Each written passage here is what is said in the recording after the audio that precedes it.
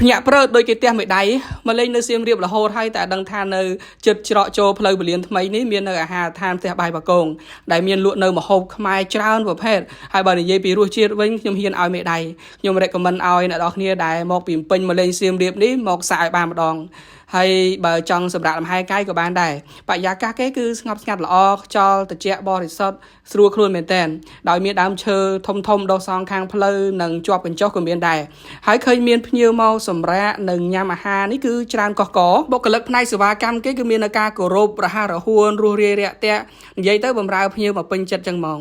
ចឹងអ្នកនរគ្នាដែលបានមកលេងនៅសៀមរាបជាលក្ខណៈគ្រួសារឬក៏ឡានក្រុងអីកុំភ្លេចឈប់នៅផ្ទះបាយបកងនេះអាចសាកនៅរសជាតិម្ហូបល្បីៗប្រចាំហាងរបស់គេមាននៅមាន់បំពងស្រួយរសជាតិឆ្ងាញ់ពីស្បែករហូតដល់សាច់ខាងក្នុងសម្លកកូននេះណាភ្ញៀវដែលតែងតែមកញ៉ាំគឺលាន់មាត់សរសើររហូតតែម្ដង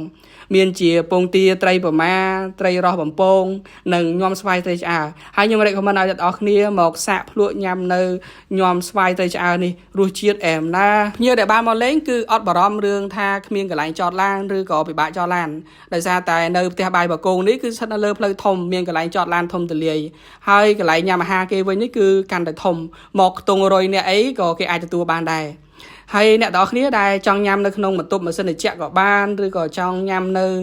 កញ្ចុះដែលមានដើមឈើធំធំគ្របពីលើអញ្ចេះក៏បានដែរអញ្ចឹងសម្រាប់អ្នកនរគ្នាដែលមកលេងនៅខេត្តសៀមរាបនៅក្នុងឱកាសបុណ្យចូលឆ្នាំខាងមុខនេះកុំភ្លេចឈៀងចូលញ៉ាំនៅផ្ទះបាយបកងនេះផង